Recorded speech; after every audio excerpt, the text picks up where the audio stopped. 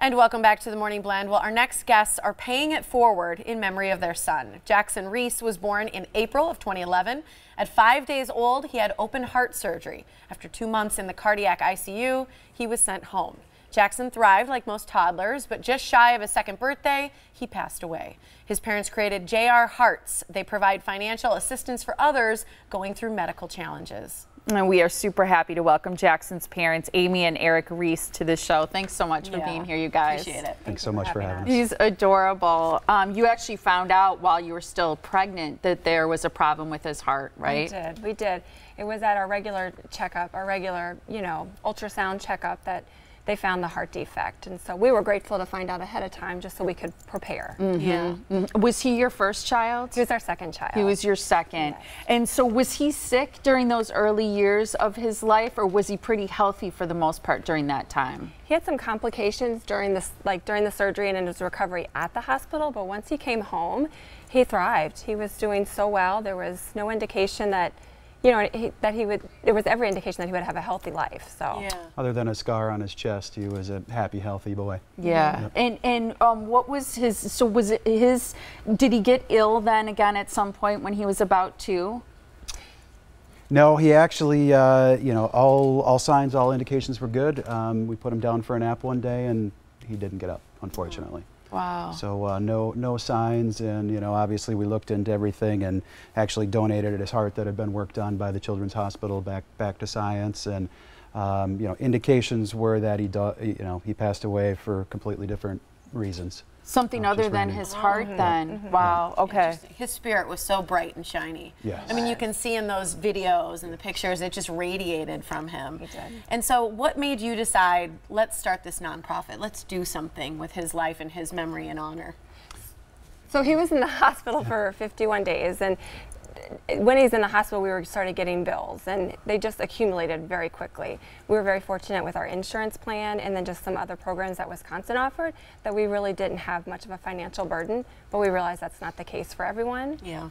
So when he passed away, we realized we needed to do something to help others. And I remember while we were in the hospital talking to, I believe it was a social worker that laid out this plan that we could apply for and potentially take advantage of. And I remember sitting there even at that date and thinking, okay, someday I'm going to pay this back one way or another. And it was before, ultimately he passed, when we had this whole road ahead of us. But there was an early plan, and this is just a good reason to keep it going and pay it forward. I think it's always so surprising and so wonderful when people who've experienced trauma like you have, who then decide to give back. Even though you've lost so much, you still obviously are grateful and appreciate the people that helped you during that time. So I give you so much credit for then, experiencing that and now having it in your heart to want to give back. That resilience. And yeah, for sure. And since its inception in 2016, it's called Jackson's Jam. Yeah. You've raised, is it true, almost $40,000 to date? Yes.